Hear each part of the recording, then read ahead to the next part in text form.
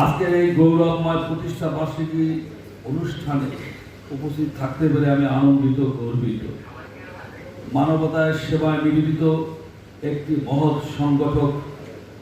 সংগঠন Bangladesh red crescent society এর পথ চলা আমাদের জন্য অনুপ্রেরণার উৎস।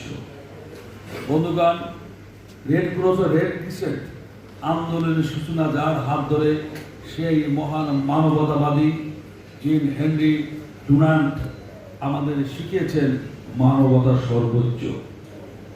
1859 সালে সালভেরিনোর যুদ্ধক্ষেত্রে আহতদের আর্তনাদ তাকে নাড়া দিয়েছিল, আর সেখান থেকে জন্ম নিয়েছিল এই বৈষয়িক মানবিক আন্দোলন। আজ বিশ্বের প্রতিটি প্রান্তে সংকটের মুহূর্তে এই আন্দোলনের স্বেচ্ছাসেবকরা মানুষের পাশে দাঁড়ায়, ধর্ম, বর্ণ, জাতি নির্বিশেষে। প্রতি বছর 8 মে বিশ্ব রেড ক্রস দিবস ও রেড ক্রিসেন্ট দিবস পালিত হয়। এই তারিখটি হেনরি ডুনান্টের জন্মবার্ষিকী, যিনি 8 মে 1828 সালে সুইজারল্যান্ডে জন্মগ্রহণ করেছিলেন। তিনি রেড ক্রসের আন্তর্জাতিক কমিটির প্রতিষ্ঠাতা এবং 1901 সালে প্রথম নোবেল শান্তি পুরস্কার লাভ করেন।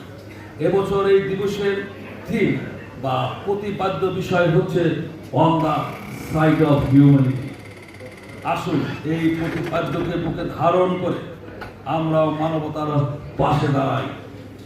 রেড ক্রিসেন্ট কার্যক্রম এদেশে স্বাধীন হওয়ার আগেও ছিল। 1971 সালে মুক্তিযুদ্ধে international committee of the red cross ICRC মানবিক সহায়তায় গুরুত্বপূর্ণ ভূমিকা রাখে। স্বাধীনতার পর 1973 সালে বাংলাদেশ রেড ক্রিসেন্ট সোসাইটি প্রতিষ্ঠিত হয় এবং সে বছরই আন্তর্জাতিক রেড ক্রস ও রেড ক্রিসেন্ট সোসাইটি ফেডারেশনে অন্তর্ভুক্ত হয়। 1988 সালে এর নাম ও প্রতীক। রেড ক্রিসেন্ট সোসাইটি দীর্ঘদিন ধরে দুর্যোগ মোকাবিলা, ত্রাণ বিতরণ, স্বাস্থ্যসেবা, রক্তদান কার্যক্রম এবং সচেতনতা বৃদ্ধিতে গুরুত্বপূর্ণ ভূমিকা পালন করে আসছে। ঘূর্ণিঝড়, বন্যা, অগ্নিকাণ্ড, যেখানেই বিপদ সেখানেই সংগঠনের নিরলস উপস্থিতি আমাদের আশ্বস্ত করে।